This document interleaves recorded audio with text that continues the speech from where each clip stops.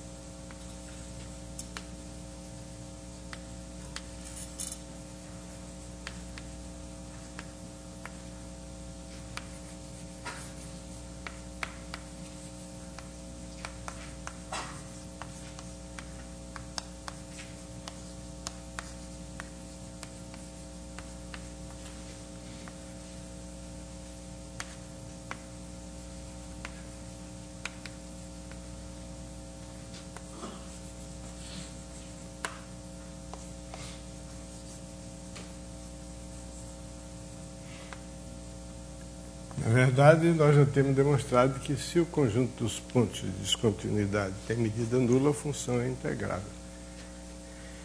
E aí no livro não está provada a recíproca, ou seja, se a função é integrável, se eu suponho que a função é integrável, então o conjunto dos seus pontos de descontinuidade tem medida nula. Para provar isso, vou lançar mão de um conceito extremamente simples, mas que eu vou definir agora, que é a oscilação de uma função num ponto.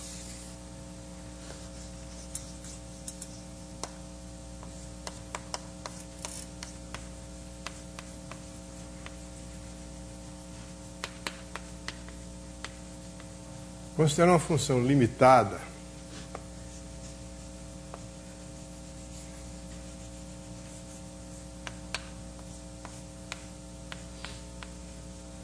o conjunto é x contido em E. O ar-condicionado está ligado?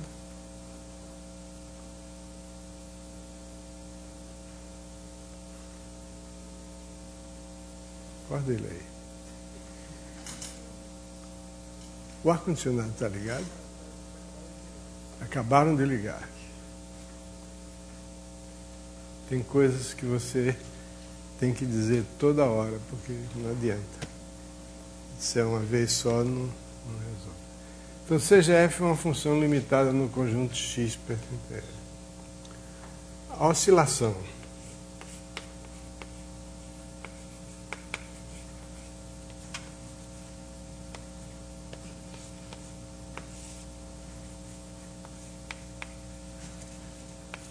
de f nesse conjunto é a oscilação de f em x é igual ao sup de f em x menos o ínfimo de f em x. A diferença entre o sup e o ínfimo, entre o maior valor, por exemplo, se for atingido, e o menor valor. Isso aí nós já sabemos. Agora, tem a oscilação.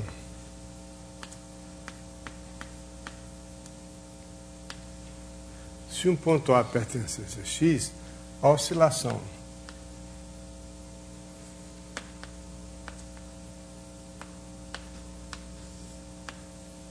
de f no ponto A é ômega e F no ponto A. Vai ser o limite quando delta tende para zero da oscilação de F restrita a x, interseção, intervalo A menos delta, A mais delta.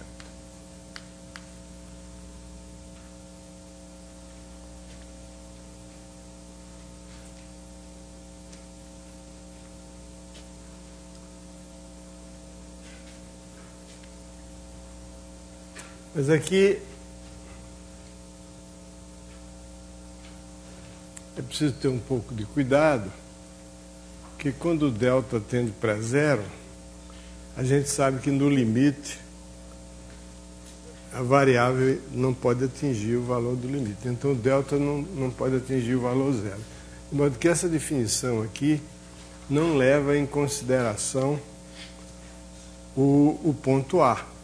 Quer dizer, se eu tiver, por exemplo, de acordo com essa definição, essa é uma definição provisória, digamos assim. Se eu tiver uma função que aqui no ponto A tem um comportamento assim, digamos.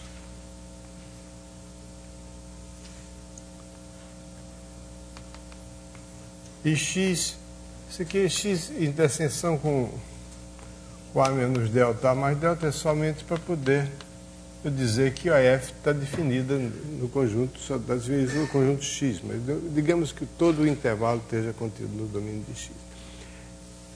Então, por exemplo, uma função que tenha, cujo gráfico tenha o aspecto que eu esbocei aí, a oscilação dela no ponto A é zero, porque o limite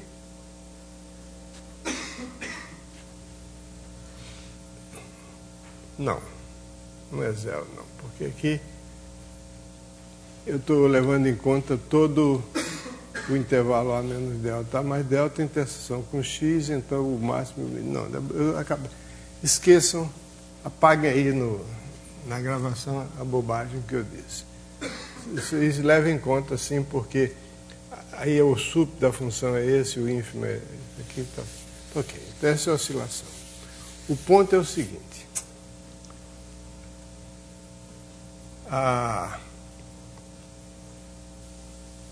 Então, essa é a definição de oscilação da função num ponto.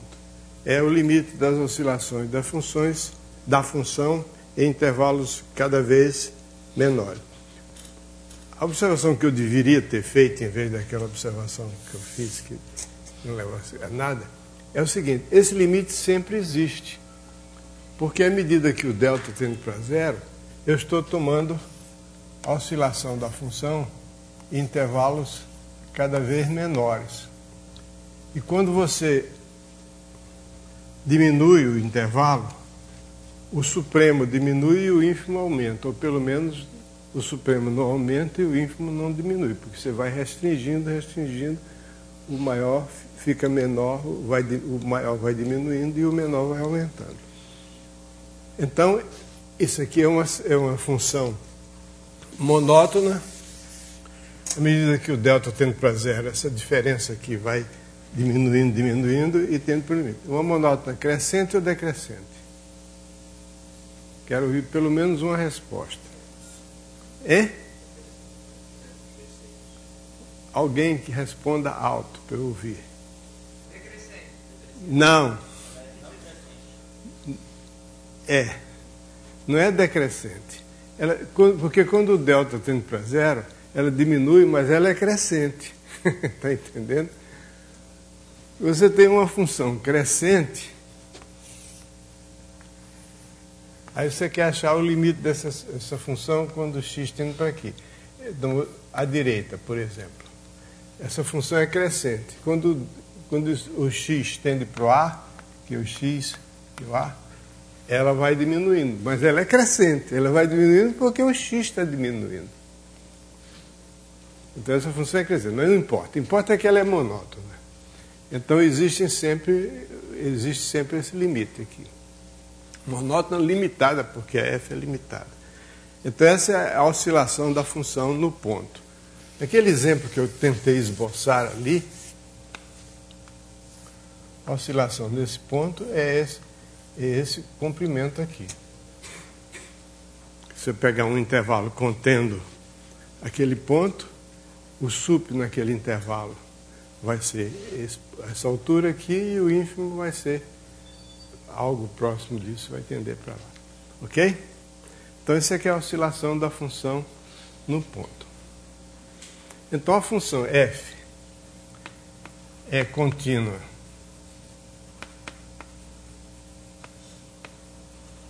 no ponto x, se e somente se a oscilação de f no ponto x é igual a zero. Então, no ponto A. É contínua no ponto A se e somente se a sua oscilação naquele ponto é zero. Quer dizer, o supremo e o ínfimo vão tender para o mesmo valor, que é o valor da função ali naquele ponto. Ok? Muito bem. Então, eu estou querendo demonstrar que o conjunto dos pontos de descontinuidade de uma função integrável tem medida nula. Para isso, eu vou fazer o seguinte. Eu vou considerar para cada número natural k, eu vou considerar o conjunto dk de todos os pontos do intervalo o domínio da função, no intervalo em que a função está definida, tais que a oscilação da função f nesse ponto é maior do que ou igual a 1 sobre k. Então, os pontos de descontinuidade de f formam um conjunto que é a reunião de todos esses dk. Porque se um ponto nesse ponto a função é descontínua, quer dizer que naquele ponto a oscilação da função é positiva.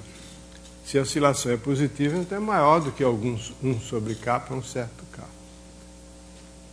Então, veja bem, eu divido as descontinuidades. Esses são pontos de descontinuidade, mas de descontinuidade em que as oscilações, cada um deles a oscilação é maior do que 1 sobre k. Eu decompus assim o conjunto dos pontos de descontinuidade numa reunião de conjuntos que supostamente, ou esperançosamente, eu creio que eles são mais manejáveis. Então, basta provar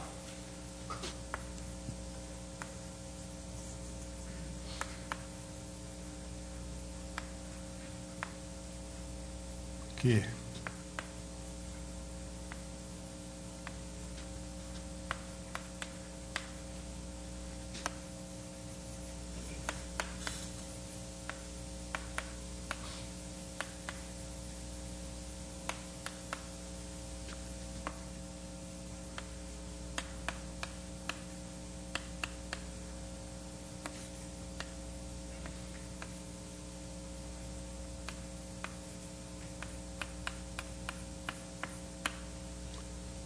Então, basta mostrar que cada um desses dk tem medida nula, então o conjunto dos pontos de descontinuidade vai ser uma reunião enumerável de conjuntos de medida nula.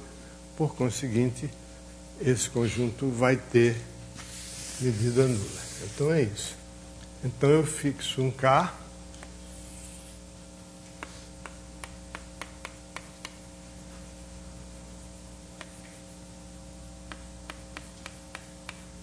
e vamos provar que dk, d índice k, tem medida nula. Nesse momento, eu vou utilizar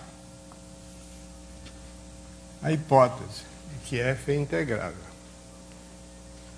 Sendo f integrável, então, para todo epsilon maior do que zero, existe uma partição P do intervalo AB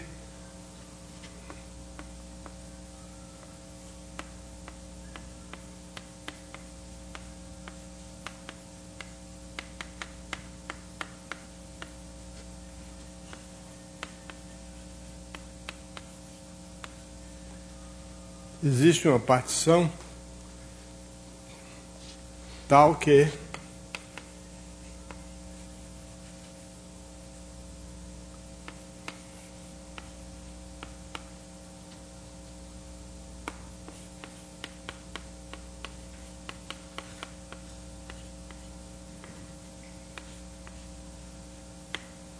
que é ômega i aqui? Ômega i é a oscilação da função f naquele iésimo intervalo.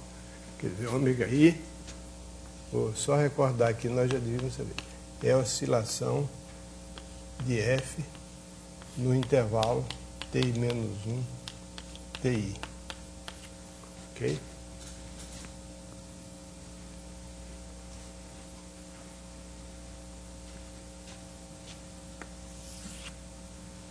Muito bem. Então eu tenho esses intervalos, que são os intervalos da partição, e essa soma aqui a gente já está familiarizado com ela. E o significado geométrico dela é uma faixa meio irregular, uma faixa formada por uma reunião de retângulos que contém o gráfico da função. Que é a diferença entre a soma superior e isso aqui é a diferença entre a soma superior e a soma inferior da função f relativamente àquela partição P. Bom, agora eu vou comparar, eu vou olhar a situação desses intervalos ti menos 1 até ti no que diz respeito ao conjunto dk. É esse conjunto dk que eu quero provar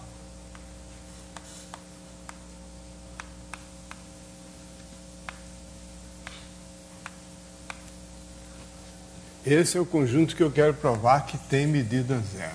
Eu fixei um k e quero provar que o dk tem medida zero. Os pontos do conjunto dk eu vou classificar de acordo com a partição P. Em relação à partição P, os pontos do conjunto dk se dividem em duas classes. Uma classe são os pontos de dk que são também pontos de ti da partição. E os demais pontos de dk são pontos que são interiores a algum intervalo da partição. Então, dk tem dois tipos de pontos. Possivelmente, pode ser que um dos dois seja vazio. Os dois não podem ser. Podia ser também podia ser vazio tudo, porque o dk podia não ter nenhum elemento, a função podia ser contínua em todos os pontos. Beleza, se fosse assim. Mas vamos supor o pior. Então, ok? Então, os pontos de dk.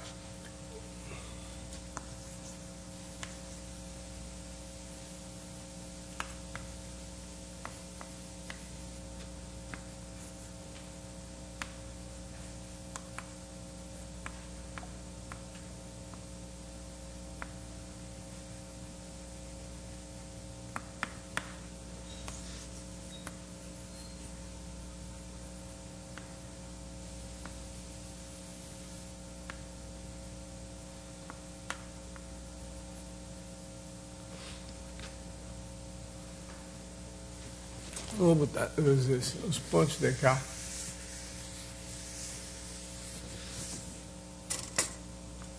Podem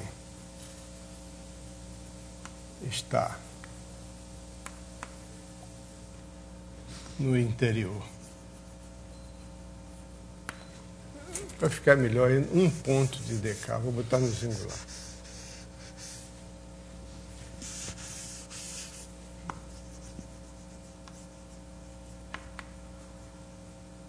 Um ponto qualquer de dk pode estar no interior de algum intervalo da partição P, o qual será indicado. O qual intervalo por T alfa menos 1 T alfa. Quer dizer, um ponto de dk ou está no interior de algum intervalo da partição. Nesse caso, eu chamo ponho um índice desse intervalo, indexo, sei lá que pode dizer isso, esse intervalo com alfa em vez de i, ou pode ser um ponto de T. De P. Pode ser um ponto da partição. Ou não está no interior desse intervalo, ou então é um dos T-alfa. Não, um dos T-alfa não, é um dos TIs. Não é necessariamente T-alfa. T-alfa é só quando tem um ponto no interior. Estes últimos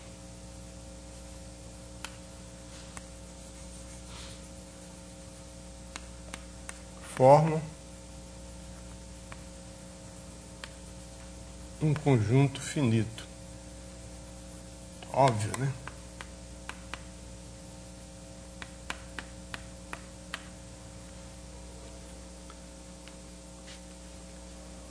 Além disso, não, vou dizer, tem-se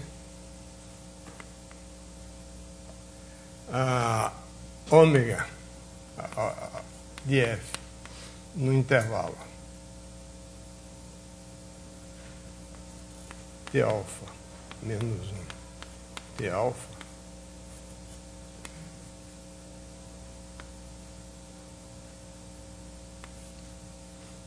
maior do que ou igual a 1 sobre K. Aí é que está. Porque se o intervalo T alfa menos 1 T alfa contém algum ponto X pertencente a dk, quer dizer que nesse ponto a oscilação da função é maior do que ou igual a 1 sobre K, consequentemente a oscilação da função no intervalo inteiro é maior do que ou igual a 1 sobre K, porque quando eu aumento o intervalo, o sup tende a aumentar e o inf tende a diminuir. Então,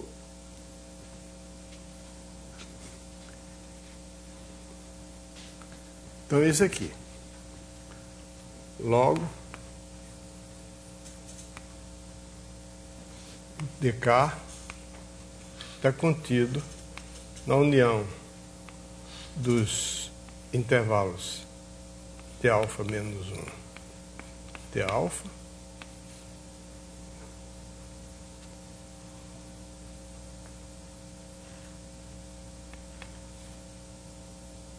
posso botar assim e mais esse conjunto F. Ok? Se eu estou escrevendo tudo com algum detalhe, porque isso não está no livro, então tudo também vai ficar registrado no vídeo, né? Já está sendo registrado. Aí, logo assim,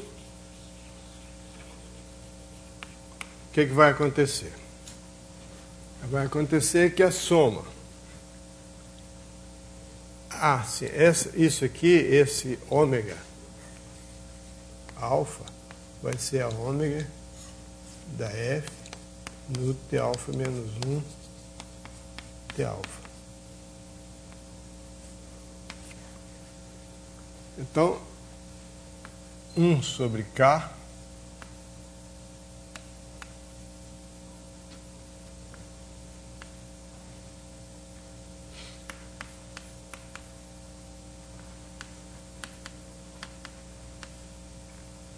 essa soma aqui, de todos os ômega alfa multiplicado por T alfa menos 1 T alfa, desculpe, ômega alfa vai ser maior do que ou igual a 1 sobre K. Não tem ômega alfa aqui. 1 sobre K.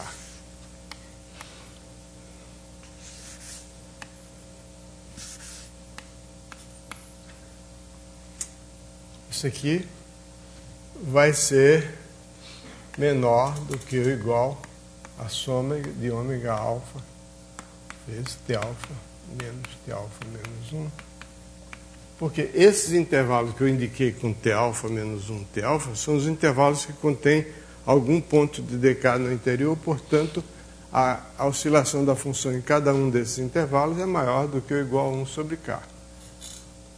Por conseguinte, se eu fizer essa soma, isso aqui vai dar menor. Isso aqui, por sua vez, vai dar menor do que ou igual a soma de todos os dos ômega i multiplicado por todos os intervalos. que por sua vez é menor do que epsilon sobre K. Foi assim que eu escolhi a partição. Então, cancelando o K no primeiro e no último membro dessa dupla desigualdade, multiplicando tudo aqui por K, quer dizer, esquece esse do meio. Então, isso aqui é menor do que isso, então multiplicando fica que a soma do T-alfa menos T-alfa menos 1 é menor do que epsilon. Lembrando que o dk está contido na união dos intervalos T-alfa menos 1, T-alfa, mais essa reunião, mais um conjunto finito. Isso aqui, a soma desses comprimentos é menor do que epsilon, e eu tenho que botar mais um conjunto finito. Isso prova que a medida do d-alfa é zero.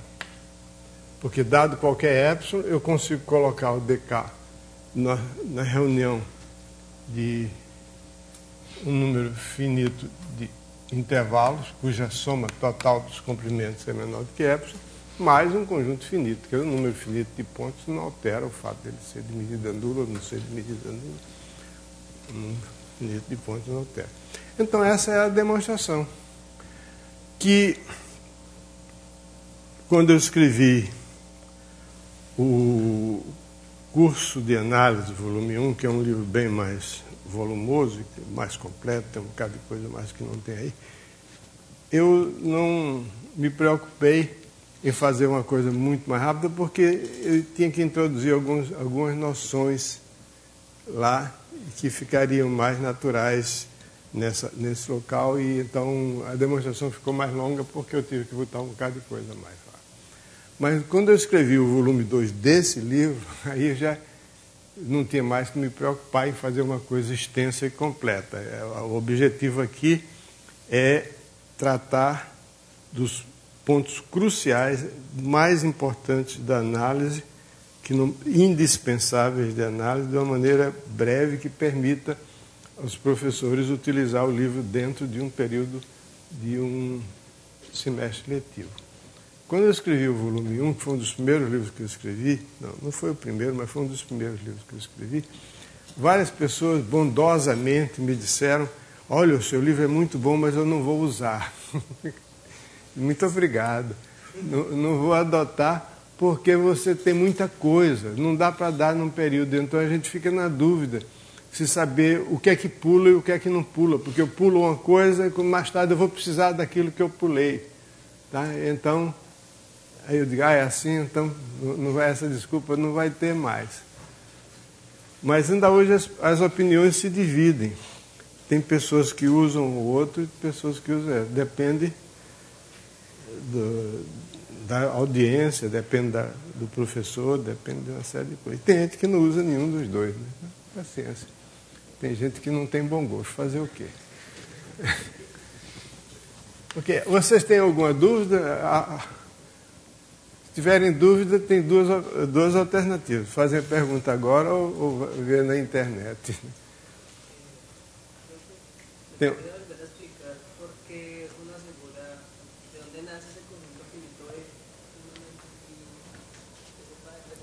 Você está falando ou só está mumbling, murmurando?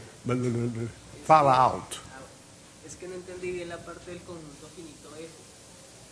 Sim. Lo construye ahí, o sea... O conjunto finito F é o seguinte, porque é o conjunto dos pontos extremos da repartição. Porque, veja bem, você pode ter uma situação como essa, assim, que você tem aqui um intervalo da partição e a função aqui ao lado você tem outro intervalo. Isso aqui significa que o valor da função não é esse aqui, mas sim esse aqui. É claro?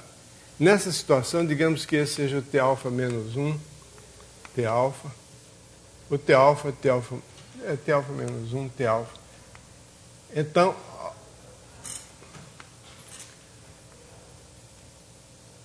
e aqui T-alfa menos 2 Tα menos 1.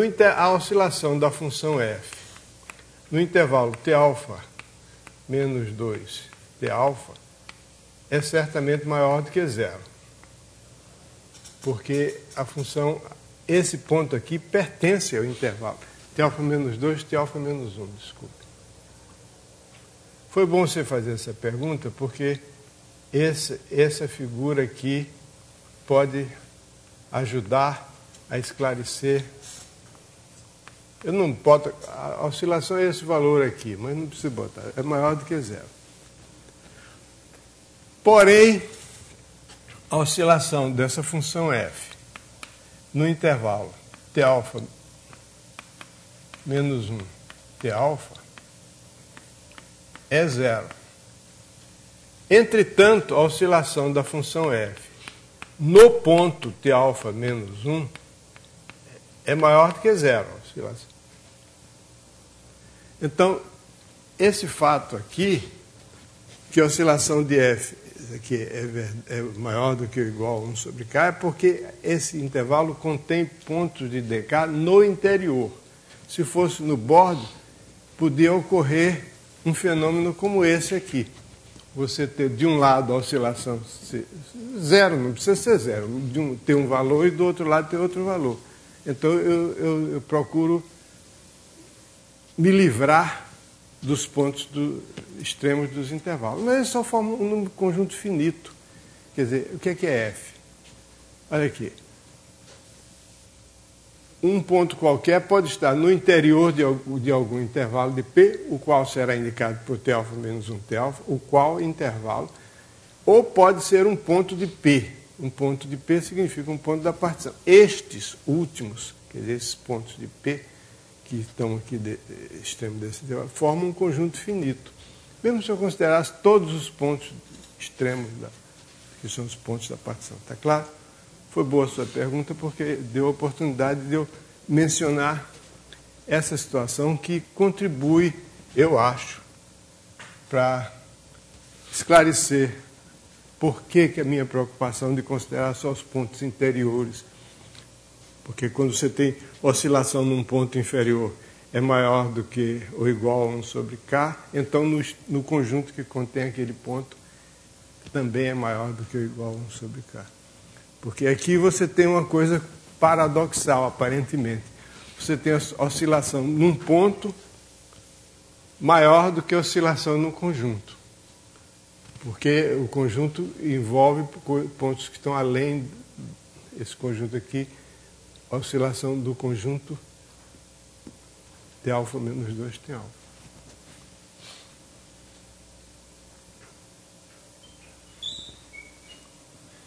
Então, esse é o cuidado de considerar pontos interiores. Ok, então, com isso, agora eu fiquei numa dúvida cruel se na próxima edição desse livro eu vou botar essa demonstração ou não, não sei. Ele já está isso aqui é a 10ª edição, segunda. Eles só contam como edição quando tem uma modificação. Quando não tem modificação, é impressão. Segunda impressão, terceira impressão. Mas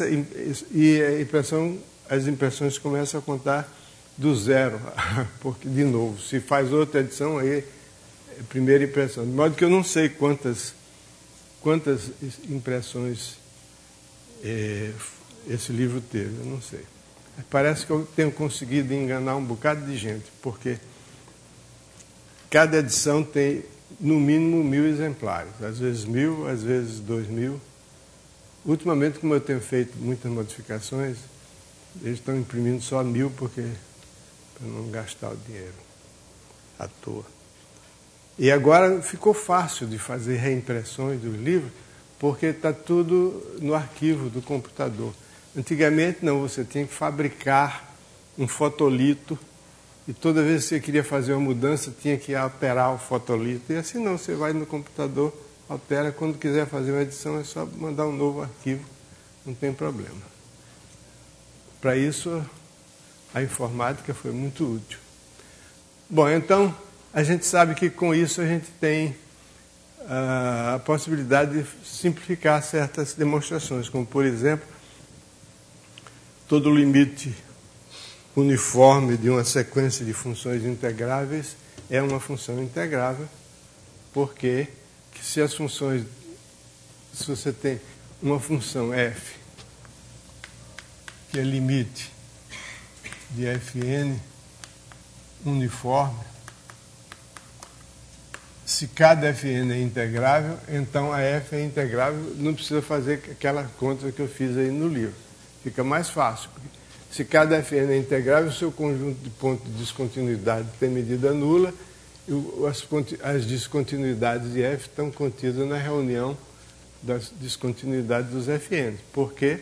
Porque toda sequência que converge uniformemente, se cada função da sequência é contínua num ponto, o limite é contínuo naquele ponto.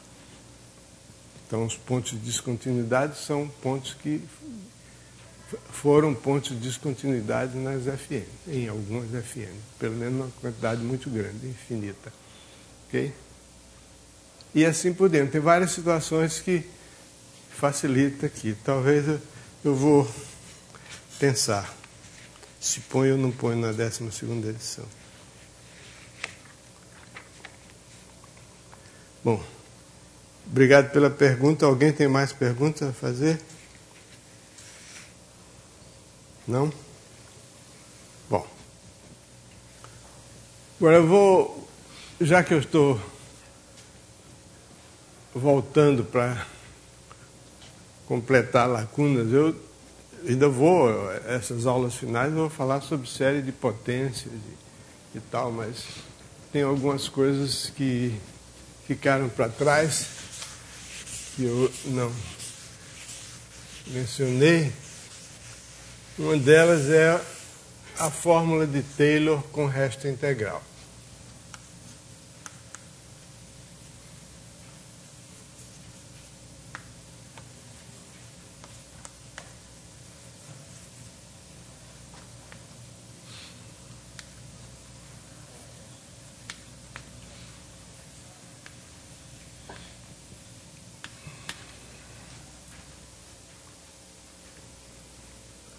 Nós vimos aqui a fórmula de Taylor com o chamado resto infinitesimal, a qual tem maior utilidade para funções de várias variáveis, principalmente quando se olha funções de classe C2, porque quando você tem funções de várias variáveis,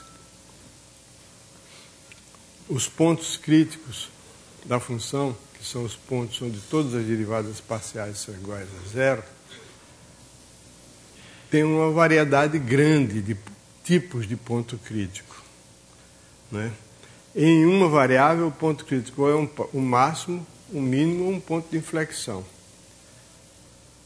Em várias variáveis, você tem máximo, mínimos, pontos de Sela, de vários índices diferentes, porque pode ter celas, ponto de Sela significa que tem uma direção em que segundo a qual ele é máximo, outra direção segundo a qual ele é mínimo, mas se você tem mais de duas variáveis, você tem quantas direções ao longo das quais, quantas direções independentes ao longo das quais a função é máxima e quantas direções ela é mínima. Isso é o que se chama o índice do ponto de Sela. E isso requer um estudozinho de formas quadráticas. Por isso, quando vocês estudarem álgebra linear, deem atenção a formas quadráticas, né? Teorema de diagonalização, de eixos principais, formas quadráticas. Então, voltando à origem da conversa, né, por que eu enveredei por esse ponto, é que o teorema de fórmula de Taylor com resto infinitesimal para o estudo de funções de várias variáveis é importante só até o desenvolvimento até o resto de segunda ordem. Não precisa mais do que isso. Mais do que isso, se você quiser obter resultados mais completos, mas isso aí já é suficiente para estudar os pontos críticos, que são extremamente importantes em matemática.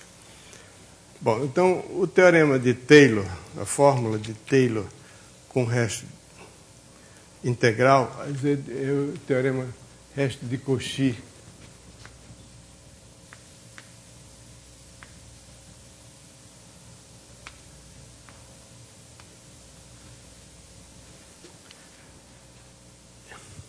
Ele diz o seguinte: se f, isso aí é como está no livro, f de I em R, I é um intervalo qualquer, de classe Cn,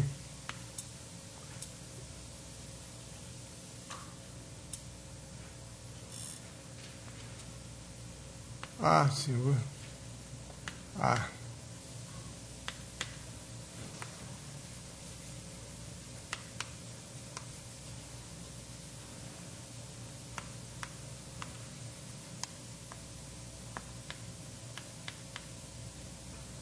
antes que vocês perguntem, por que você não escreve logo I igual ao intervalo A mais H? Porque eu não sei se H é positivo ou negativo.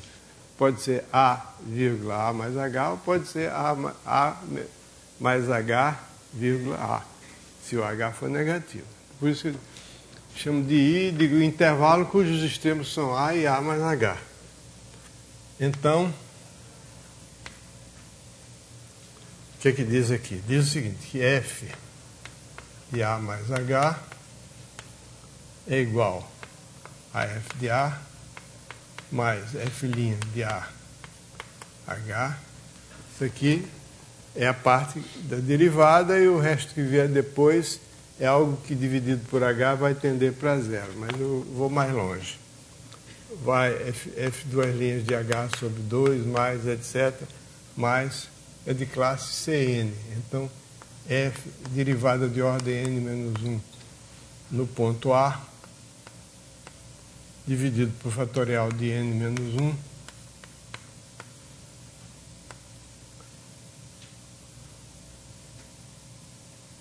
vezes h n menos 1, mais, aqui agora começa o resto. O resto é o seguinte, a integral de 0 a 1, de 1 menos t elevado a n menos 1, dividido por n menos 1 fatorial, f n de A mais th,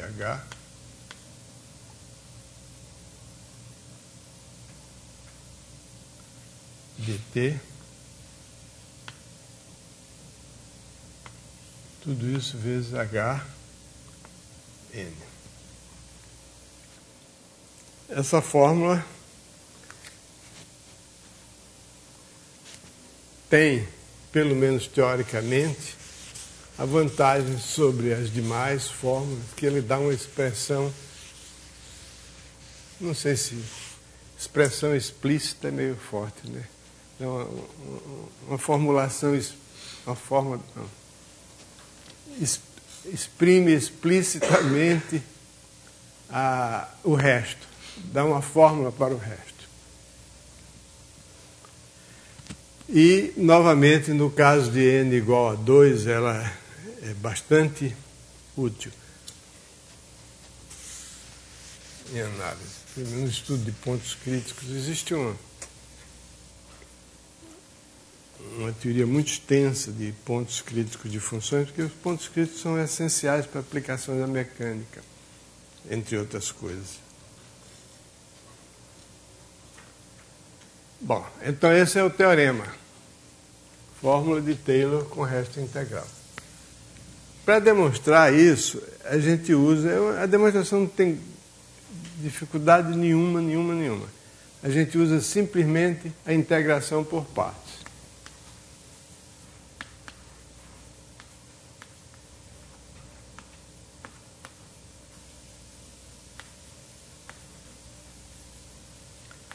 Integração por partes é um recurso que é utilizado para os principiantes do cálculo com a justificativa válida de que ele é o método mais eficiente quando se quer calcular a primitiva de funções trigonométricas.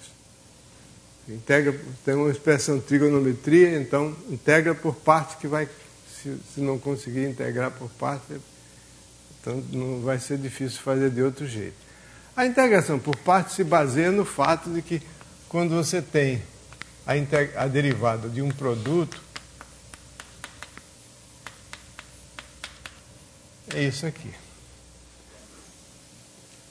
Então, isso aqui a gente pode ler assim, FG' é igual a FG, F vezes G, linha menos F'G. Se eu quiser olhar para a integral de uma expressão que tem cara de FG', por exemplo, algo multiplicado por cosseno, aí aqui o cosseno tem toda a pinta de ser G', onde G é o seno, né? Então, por isso que é... Então, daí resulta que a integral de A até B de FG' dx é igual a integral,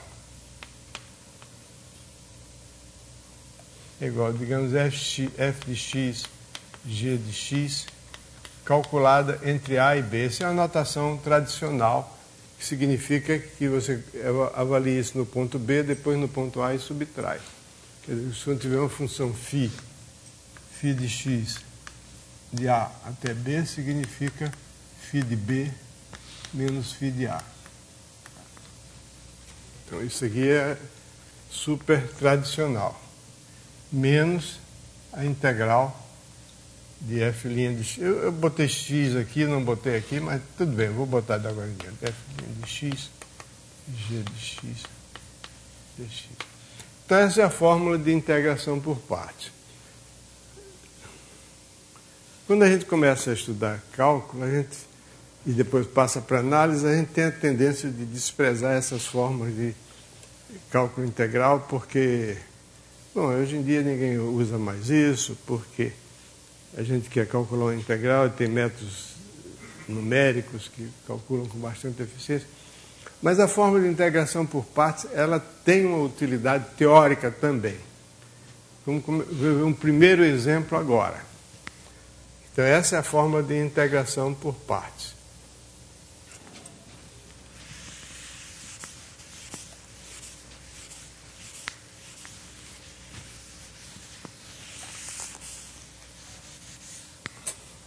Vamos usar a fórmula de integração por partes para demonstrar um caso ultra particular do teorema que eu tenho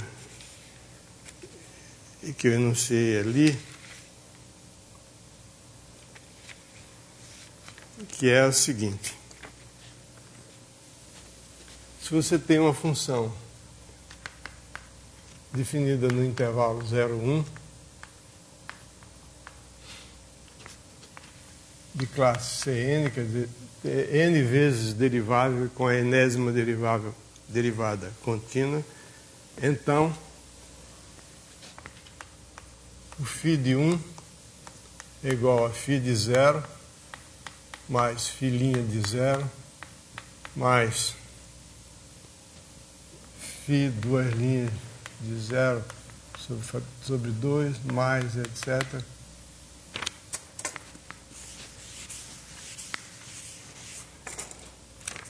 Mais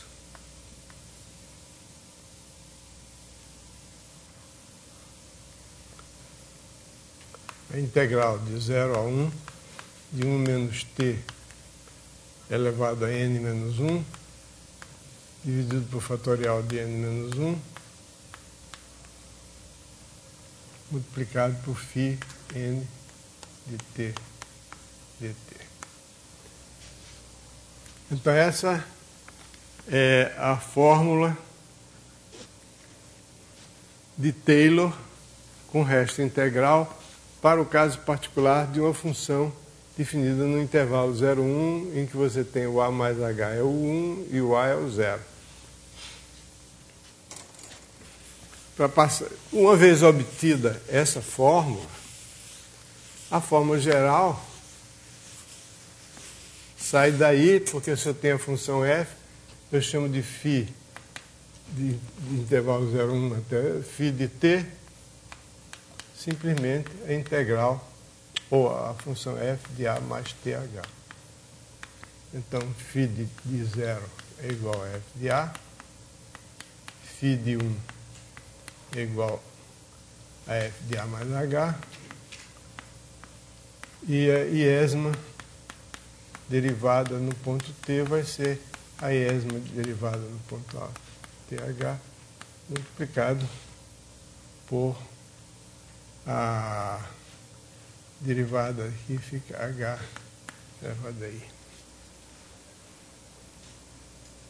Ok? Muito bem. Então vamos provar isso. Então tudo se resume a provar esta igualdade aqui. Vamos de passo em passo. Vamos considerar o caso n igual a 1. N igual a 1 me dá que φ de 1 é igual a φ de 0 mais φ' de 0 só. Mais φ' de 0, porque φ de 1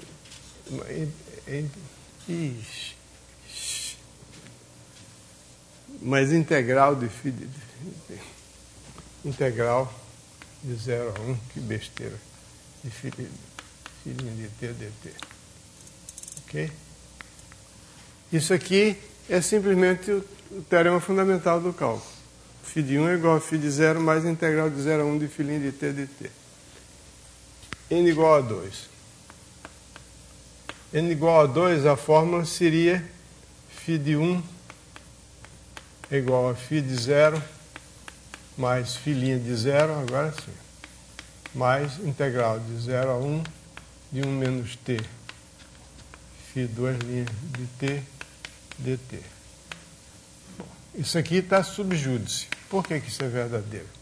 Porque, então, para mostrar que isso é verdadeiro, eu tenho que calcular essa integral de 0 a 1 de 1 menos t, φ duas linhas de t dt. Aí a gente integra por partes. O φ duas linhas está na cara, é a derivada do φ'. Então isso aqui é 1 menos t, φ' de t, calculado entre 0 e 1, menos a integral de 0 a 1 de... Aí seria o fg', o f é 1 menos t, o g' é o φ duas linhas de t. Então isso aqui fica menos f' de 1 menos t é mais 1, fica menos, fica mais 1, φ', não, desculpa, 1 menos t,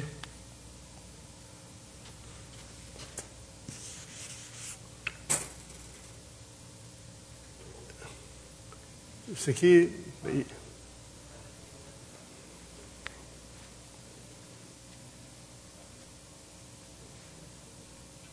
É isso mesmo.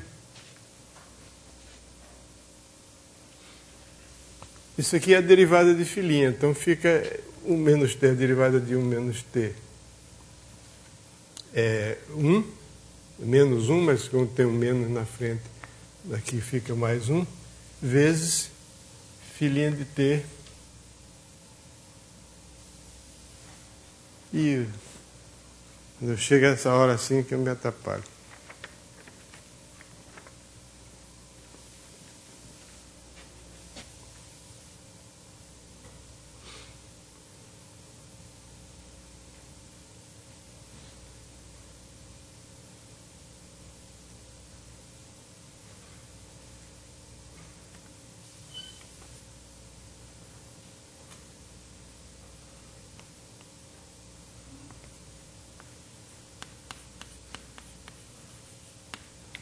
Porque, enfim. Porque isso aqui isso aqui vai ser a minha isso aqui é fg', isso aqui é f, isso Isso aqui é G', daquela forma. Então a F é isso aqui, é F, G', é FG. Isso aqui é F, isso aqui é G. Isso aqui seria menos a F'G. A F' é menos 1, então fica mais aqui. E G é F'T dt. Não deu para fazer exame oral, nunca consegui fazer exame oral. Ok? Então, isso aqui, calculando entre t igual a 1 vai dar 0, t igual a 0 vai dar φ' de 1, né? Φ' de 1 menos, como é que é?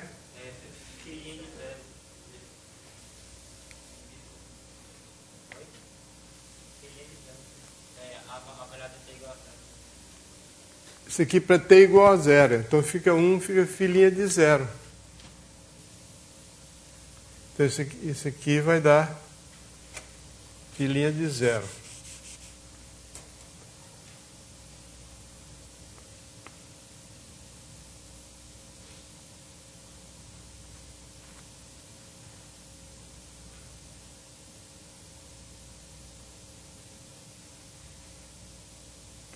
Menos φ' de 0. Porque isso menos isso, né? Menos φ' de 0 mais essa integral aqui que é φ de 1 menos φ de 0. Ok. Ok. Então isso prova só passar o φ de 1, o φ' de 0 e o φ de 0 para o primeiro membro, fica isso aqui.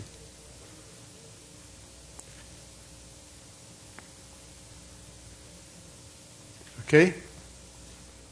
Então tá certo. Vamos mais um, só para me atrapalhar mais. Para me atrapalhar mais, eu tenho o seguinte, n igual a 3. Eu tenho que calcular, a fórmula seria φ de 1 igual a φ de 0 mais φ' de 0 mais φ 2' de 0 sobre 2 mais integral de 0 a 1 de 1 menos t ao quadrado sobre 2 φ 3' de t dt. Isso é o que eu teria que provar. Para isso eu tenho que calcular essa integral aqui e mostrar que essa integral vai dar φ de 1 menos φ de 0 menos φ' de 0 menos φ 2' de 0. Então integral de 0 a 1 de 1 menos t ao quadrado sobre 2 φ 3' de t dt igual. Isso aqui é derivada de isso aqui é 1 menos t ao quadrado sobre 2 φ 2' de t calculado entre 0 e 1 menos a integral de 0 a 1 de 1 menos t ao quadrado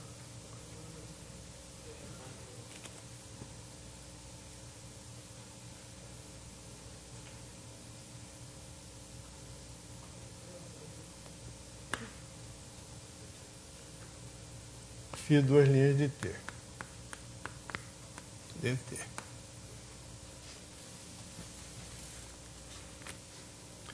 Só que essa última expressão, isso aqui está faltando.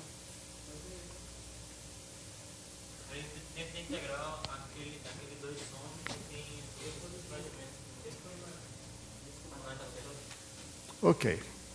Todo mundo sabe fazer, menos eu. Então, vou deixar isso assim mesmo. Porque tem outras coisas mais interessantes a falar. Ok, é só substituir ali. Bom, então esse é o teorema de Taylor com resto integral. Faz de conta que eu fiz. Eu quero falar sobre algo mais interessante aqui, que são a série de potências.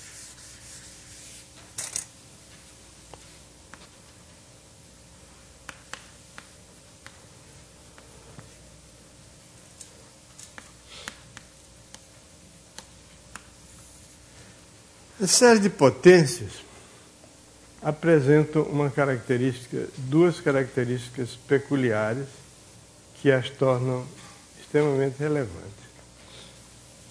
A primeira é do ponto de vista teórico, elas são extremamente manejáveis. Você pode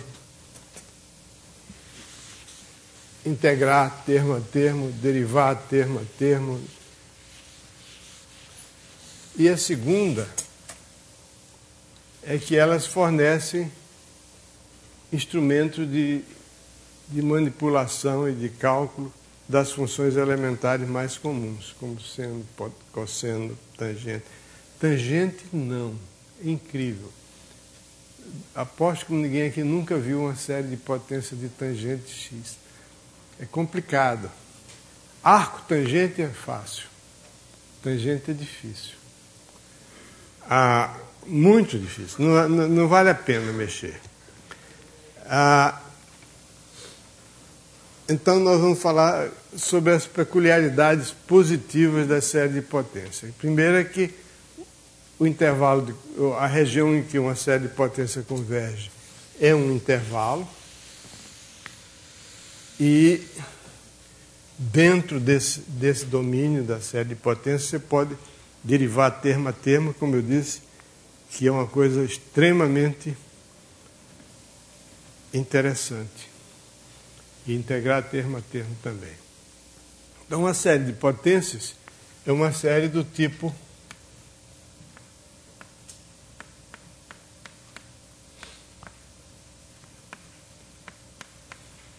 ao contrário do que eu vinha fazendo até agora, que as séries sempre começam com n igual a 1, na série de potência é conveniente começar com n igual a 0. As fórmulas ficam bem mais fáceis, muito mais simples de fazer.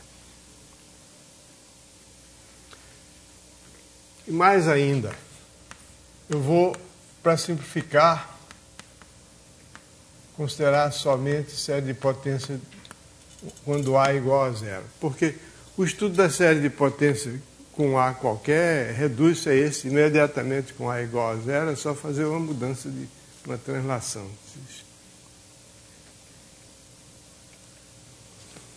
Muito bem. Então, série de potências, em geral, com uma série de potências desse tipo, em geral, o que nós vamos ver é que ela converge num intervalo do tipo menos R mais R, ou menos R, R, ou menos R, R fechado, ou menos infinito, infinito, ou então somente no ponto zero. Pode acontecer essas coisas. Por exemplo, aqui no livro tem alguns exemplos da variedade de situações em que uma série de potência pode convergir. Por exemplo,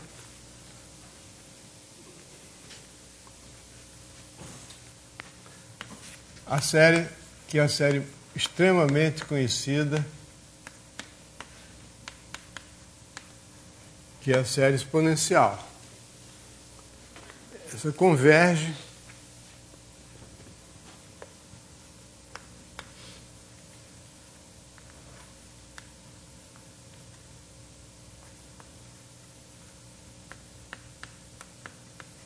portanto, a região de convergência dela é o intervalo menos infinito a mais infinito.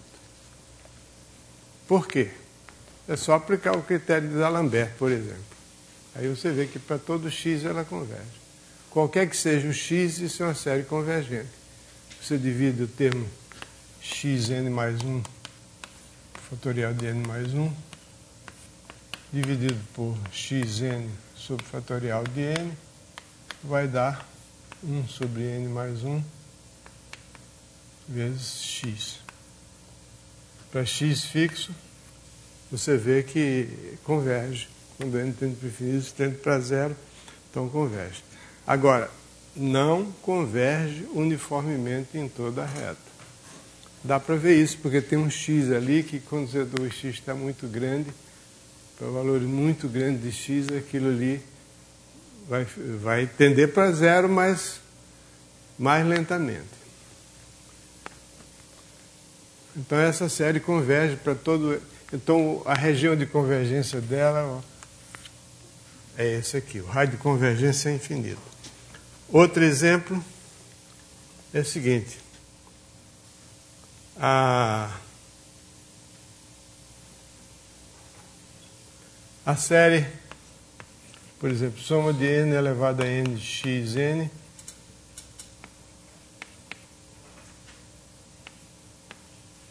eu vou ter que botar n igual a 1 porque eu detesto dizer que 0 elevado a 0 é igual a 1.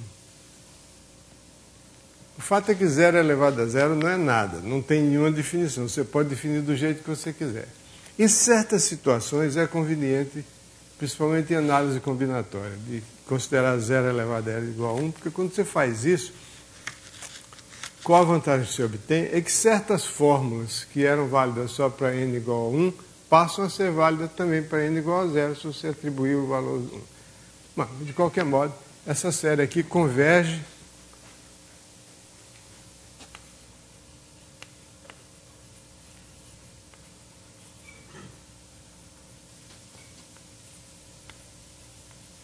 no ponto 0. Porque o termo geral não tende para 0.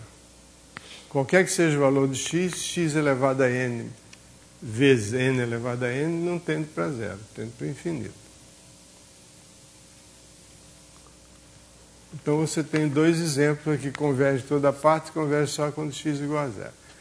Então se você tiver aqui, por exemplo, soma de menos 1 elevado a n sobre 2 n mais 1 vezes x elevado a 2n mais 1, então converge somente no intervalo menos 1, 1. É evidente que converge para x menor do que 1 em valor absoluto, porque pelo critério de D'Alembert. Agora, no caso particular de x igual a 1, converge porque é uma série alternada. Para x igual a menos 1 também, uma série alternada cujos termos decrescem para 0 em valor absoluto. Então, pelo teorema de Leibniz, né, o critério de Leibniz é uma série alternada, então converge para x igual a 1 e para x igual a menos 1, porque dá sempre positivo, negativo, positivo, negativo, positivo, negativo. Então essa série, a região de convergência dela é um intervalo fechado. Já se você pegar aqui, soma de menos 1 elevado a n mais 1 sobre n xn,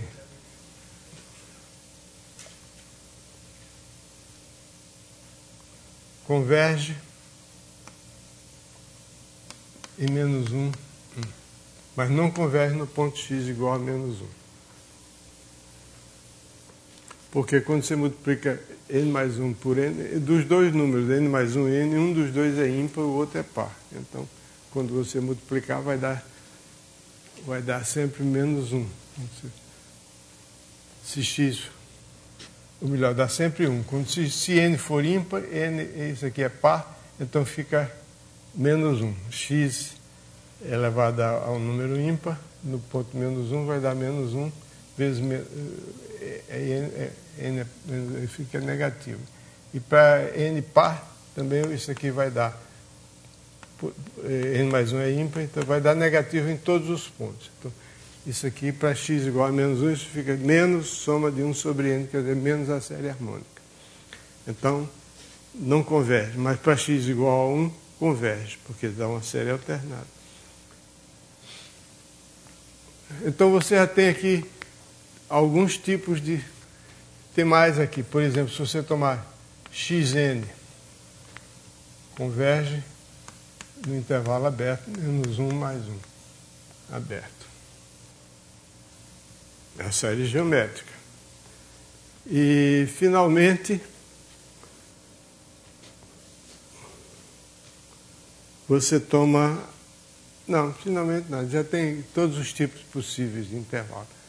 Então, uma série de potências pode convergir em toda a reta, pode convergir no intervalo só no ponto zero, num ponto só, pode convergir no intervalo fechado, pode convergir no intervalo aberto de um lado e fechado do outro, ou pode convergir no intervalo aberto limitado. Quer dizer, pode ser todo tipo de região. Agora nós vamos provar que qualquer série de potências, a região de convergência dela é sempre um intervalo.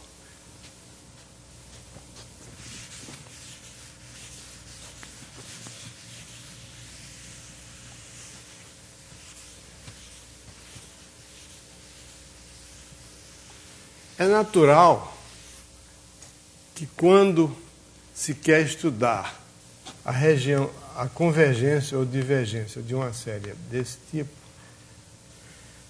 se procure utilizar o critério de Cauchy. Os dois critérios, tem vários critérios de convergência de série. Os mais populares são o critério de D'Alembert e o critério de Cauchy.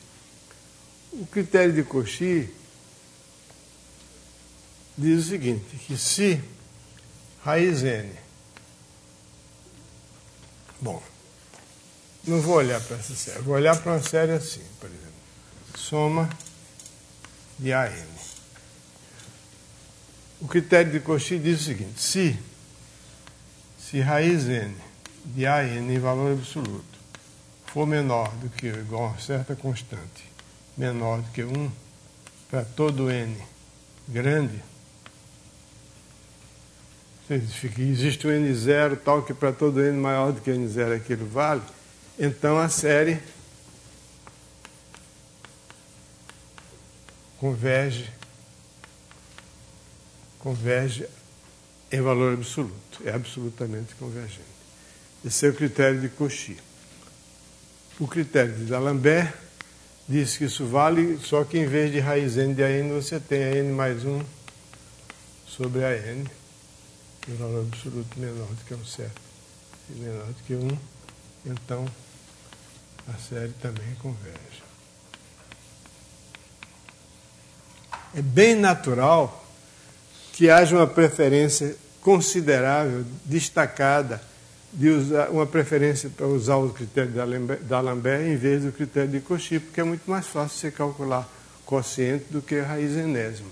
Mesmo porque quando você calcula quociente, geralmente tem simplificações. Mas aqui, no caso de uma série de potências, ocorre que aparece uma potência enésima aqui. Então, o uso do critério de Cauchy se torna mais natural. E realmente ele é o fundamental para estudar a convergência da série de potências. É o critério de Cauchy. Só que a gente dispõe de um teorema, graças a Deus, um teorema que diz que se existir o limite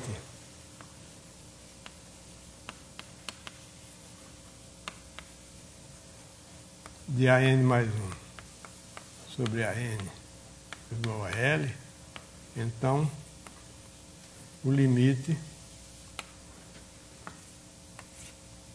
de raiz n de AN também é igual a L. Isso facilita as coisas. Então demos início ao estudo sobre a convergência de uma série de potências. A série de potências que a gente vai ver é uma série de potência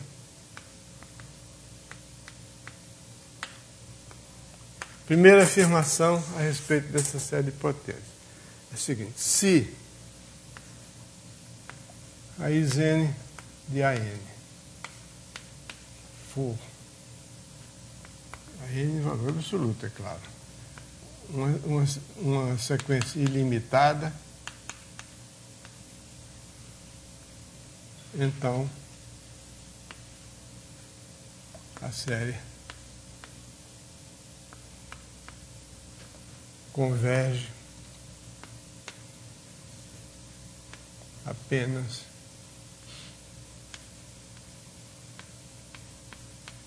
para x igual a 0.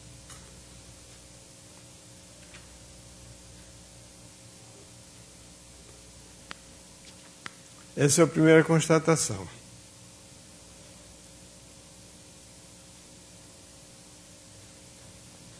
Por quê? Porque aí o critério de Cauchy aplicado aqui fica aqui raiz n de AN. Xn vai ser igual x elevado a n vai ser igual a x vezes raiz n de AN. Okay? Por conseguinte, isso aqui vai ser ilimitada, então, como nós já vimos quando estudamos o critério de Cauchy, quando essa raiz n de AN é ilimitada, no caso aqui, isso aqui é ilimitada para x diferente de zero, então a série diverge.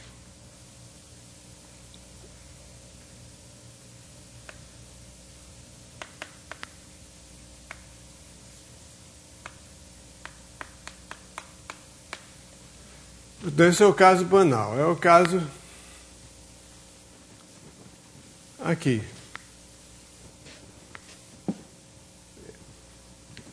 Raiz n de AN é n, naquele caso. Bom, esse é o caso banal. Agora, o outro caso, a partir daí vai ficar mais interessante, que é o seguinte.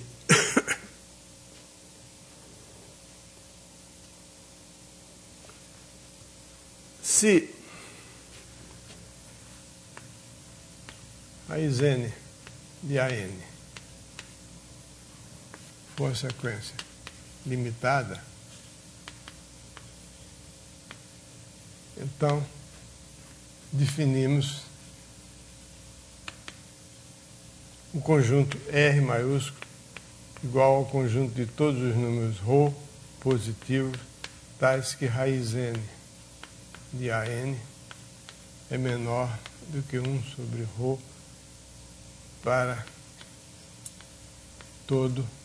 Eu vou escrever por simplicidade todo n grande.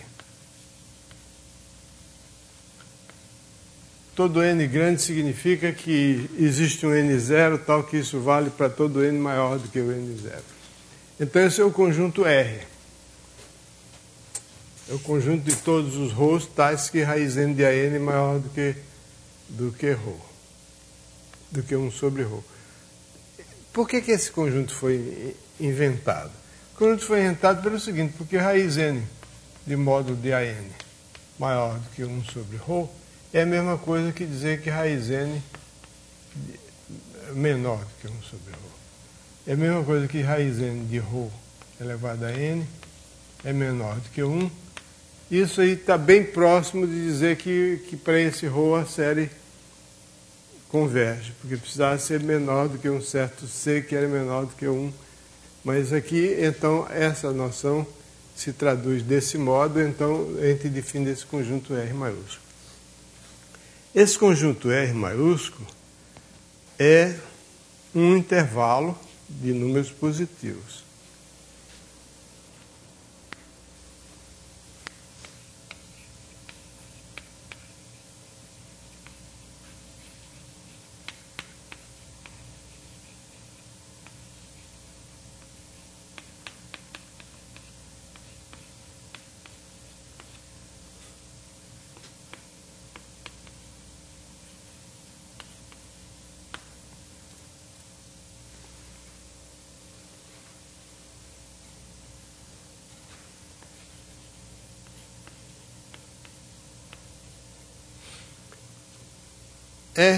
Esse conjunto R é um intervalo, ou do tipo 0R aberto à direita, ou então do tipo 0R fechado à direita. Bom, do tipo 0 aberto à esquerda, é claro porque eu estou considerando R como conjunto de números positivos. E esse aqui, eu estou admitindo a possibilidade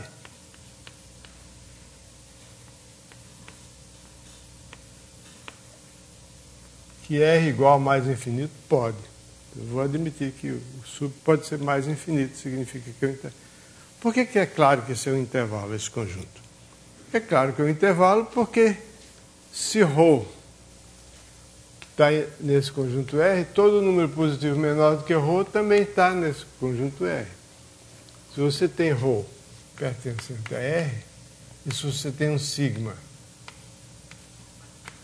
que é menor do que ρ, então sigma pertence a R. Claro? Porque sigma é menor do que ρ significa que 1 sobre ρ é menor do que 1 sobre sigma.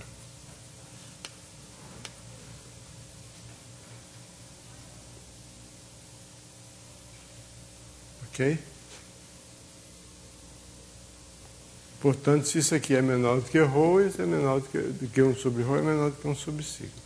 Então, essas são as propriedades iniciais desse conjunto R, de modo que a gente agora vai começar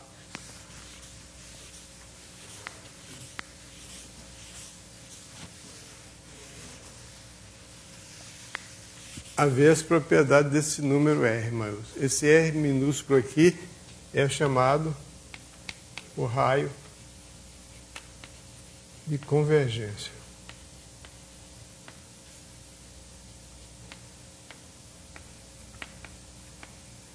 da série. Ok?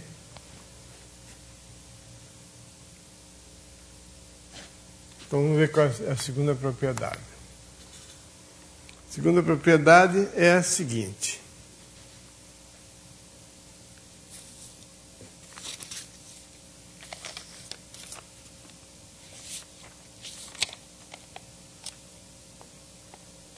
Aliás, não é nem a segunda propriedade, é a primeira, porque aquilo ali não é propriedade nenhuma. É só observação, propriedade. Então eu tenho esse número R, que é o supremo de todos os ρs. Onde foi que eu escrevi isso aqui? É o supremo de todos os ρs tais que raiz n de AN é menor do que 1 sobre ρ para todo n grande. Ok? Então esse número R é o raio de convergência da série. Esse raio de convergência tem a seguinte propriedade. Primeiro, em todo ponto do intervalo menos R mais R, a série converge absolutamente.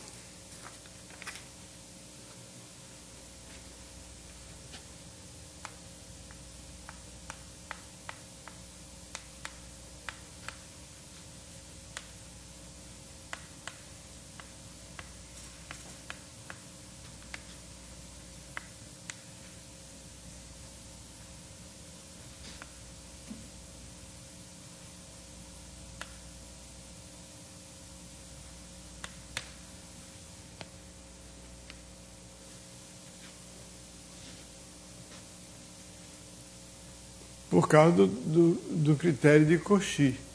Porque se x está nesse intervalo menos R mais R, significa que o módulo de x é menor do que R.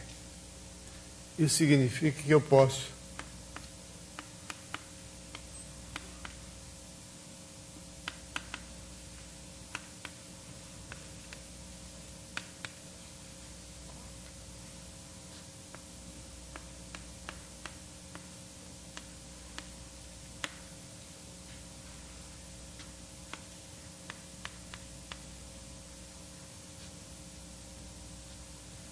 Então, se ρ é menor do que R, o ρ pertence ao R maiúsculo, que é o conjunto dos... é o intervalo, R maiúsculo é o intervalo 0R. Ok? Então, isso significa que raiz n de AN é menor do que 1 sobre ρ para todo n grande.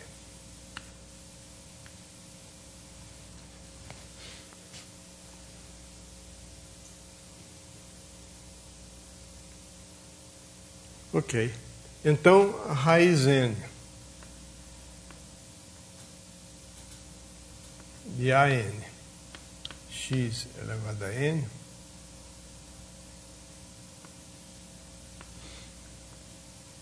estou supondo que x é menor do que ρ. É menor do que o raiz n de AN vezes ρ elevado a n, que extrai a raiz quadrada, fica que é menor do que ρ, que é menor do que 1. Ok? Que se multiplicar isso aqui por ρ, isso aqui é menor do que 1 para todo n grande. Então, você tem isso aqui, que, resumindo, raiz n de an x elevado a n é menor do que o número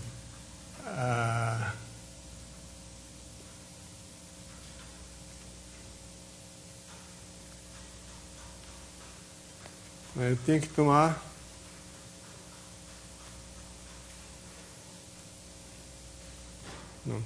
tem que tomar uma constante menor do que 1, não pode ser só isso.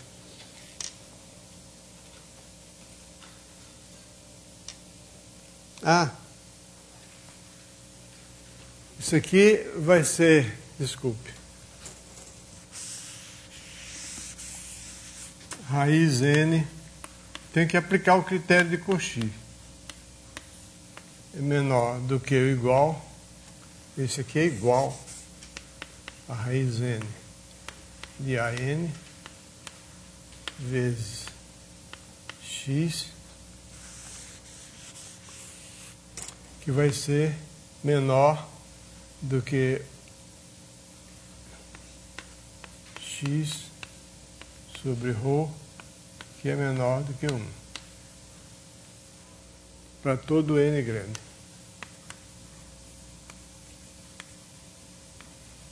Então, a soma de an xn por Cauchy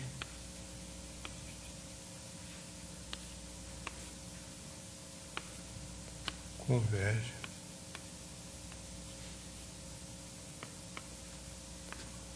absolutamente.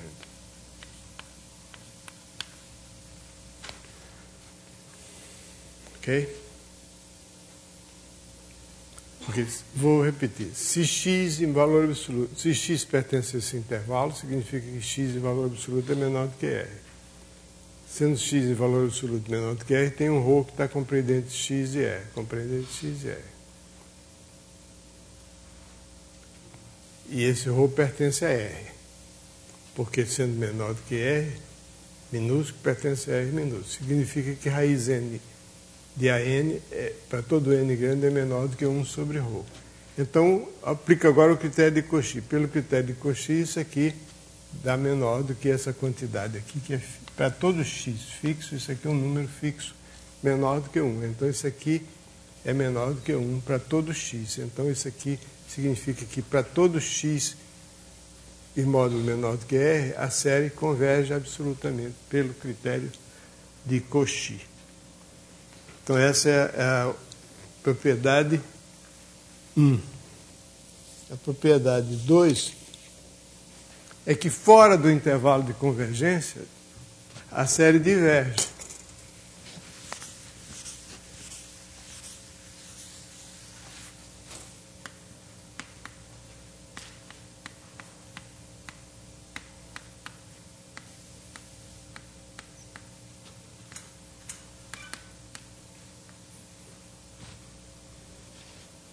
Quer dizer, se x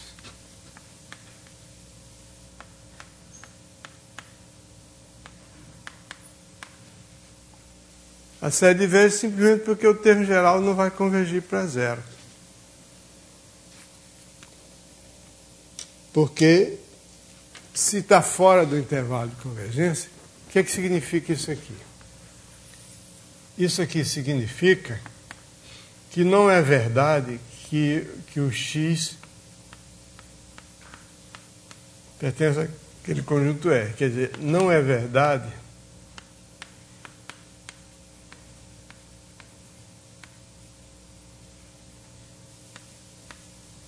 que o valor absoluto de x seja menor do que 1 sobre ρ, ou melhor. Não é verdade que raiz enésima de an seja menor do que 1 sobre x para todo n grande. Isso significa que você vai ter raiz n de AN maior do que ou igual a 1 sobre x para infinidade, infinitos valores de n. Isso significa que raiz n de AN xn é maior do que ou igual a 1 para uma infinidade de valores de n. Logo, não vale o limite de AN xn igual a 0. Porque tem uma infinidade de valores maior do que 1. Então, se a série não converge. Fala.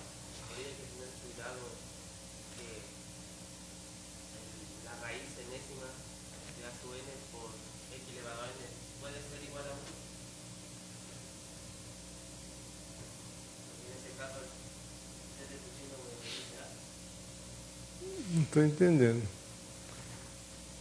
Olha aqui. Se x... isso aqui está certo, certo? Isso é afirmativa. Então, se x em valor absoluto é maior do que r, então significa que o valor absoluto de x não pertence ao conjunto R maiúsculo. Se não pertence ao R maiúsculo, então não é verdade que a raiz n de AN seja menor do que 1 sobre x para todo o n grande. Até aqui você concorda. Muito bem.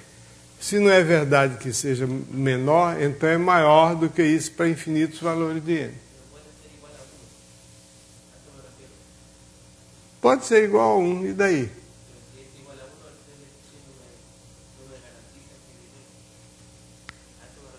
Não, a série não converge. Para que uma série converja, é preciso que o termo geral tenda para 0.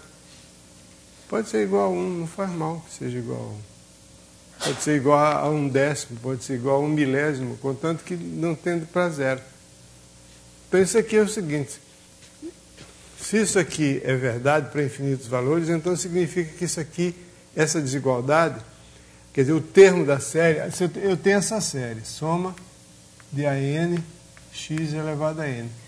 Então existe uma infinidade de valores para os quais esses termos são maiores do que 1 em valor absoluto. Então essa série não converge. Então, o que acontece é o seguinte: quando você tem o intervalo de convergência, então, dentro do intervalo de convergência, a série converge absolutamente. E fora do intervalo de convergência, ela diverge. E nos extremos do intervalo? Não sei. Nos extremos do intervalo, cada caso é um caso. A gente está vendo aí, nesses exemplos. Cada caso é um caso. Agora, e como é que eu determino esse intervalo de convergência? Acontece o seguinte: existe uma fórmula complicada, com sups e infs misturados, limites superiores, etc., que é uma fórmula, mas não tem grande utilidade. A utilidade é a seguinte: em caso particular, se existir o limite de raiz n de A elevado a n igual a L, então R é 1 sobre L. Admitindo L igual a 0. Estou admitindo dividir por 0. R igual a 1 sobre 0 significa que R é infinito. Então, esse é um caso. E como é que eu sei, como é que eu calculo? É aquela história. Para calcular isso, então, em particular, se limite de AN mais 1, se todos os coeficientes sobre AN, todos os coeficientes forem diferentes de 0, se esse limite for igual a L, então o limite de raiz n de AN é igual a L, e então o raio é igual a 1 sobre L. Então aí tem como calcular esse raio de convergência, sendo que tem que ter essa precaução. A série converge no interior do intervalo de convergência e diverge fora do intervalo de convergência, mas sobre os dois extremos tudo pode acontecer.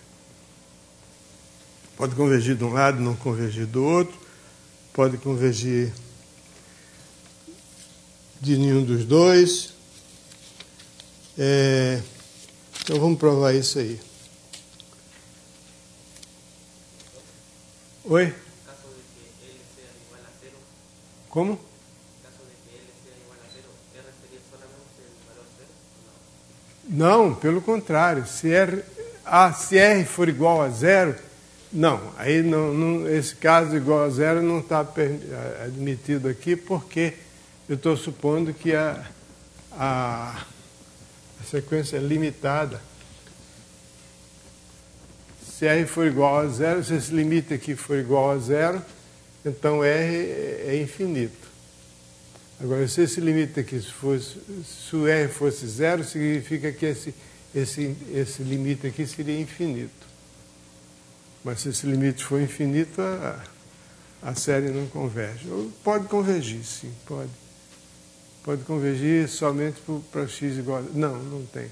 Não pode. Não pode. Se existir esse limite, então R é igual a 1 sobre L. Então a gente tem como calcular. Bom, prova. Então, demonstração. Se eu tomar um ρ pertencente ao intervalo 0R, significa que raiz n de AN é menor do que 1 sobre... Isso aqui significa que ρ pertence àquele conjunto R maiúsculo. Para todo n grande. Então, se existir o limite, então o limite, passando ao limite, L fica menor do que ou igual a 1 sobre ρ.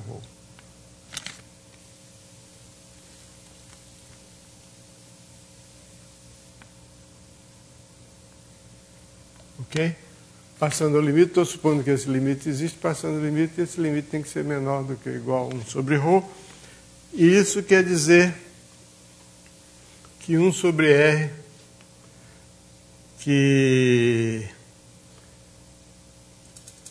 1 sobre L é maior do que ou igual a ρ. Então, para todo ρ pertencente ao intervalo 0R, eu tenho ρ menor do que ou igual a 1 sobre L. O que é que isso significa? Isso significa que eu tenho aqui o intervalo 0R, que são os números positivos dentro do raio de convergência. O raio de convergência, o intervalo de convergência abrange do outro lado, mas estou indo aqui. Estou olhando só para esse lado. Então, para todo ρ que eu tiver aqui, o 1 sobre L é maior do que ou igual a ρ. Então, isso significa que o 1 sobre L é maior do que ou igual a todos os elementos aqui. Logo, 1 sobre L é maior do que ou igual a R. Porque se é maior do que ou igual a todos os elementos do conjunto R, então é maior do que ou igual ao supremo de R. Então 1 sobre L é maior do que R. Maior do que ou igual a R. Eu quero provar que é igual. Aí a gente faz a mesma coisa de sempre. Se fosse maior, você pegava um C no meio,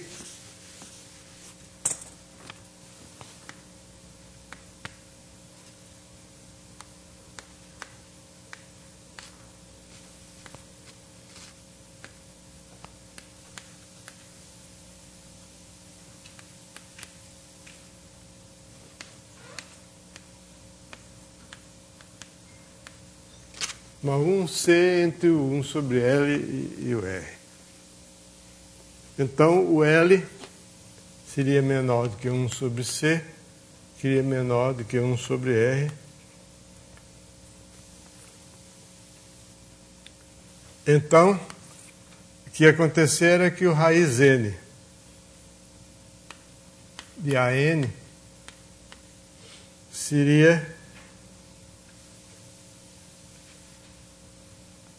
menor do que 1 sobre C. Para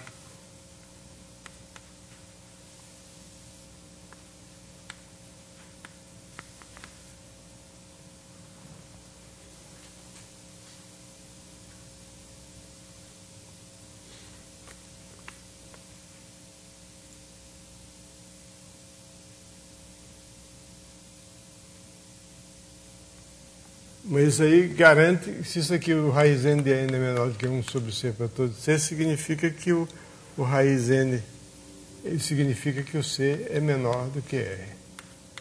Então, juntando C menor do que R, com C maior do que igual a R, isso é uma contradição. C maior do que igual a R, então isso não pode acontecer.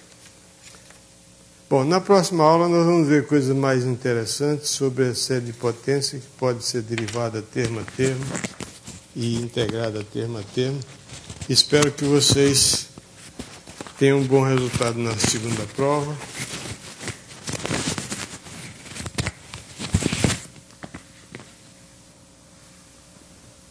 A primeira prova eu vi de vocês, achei curioso que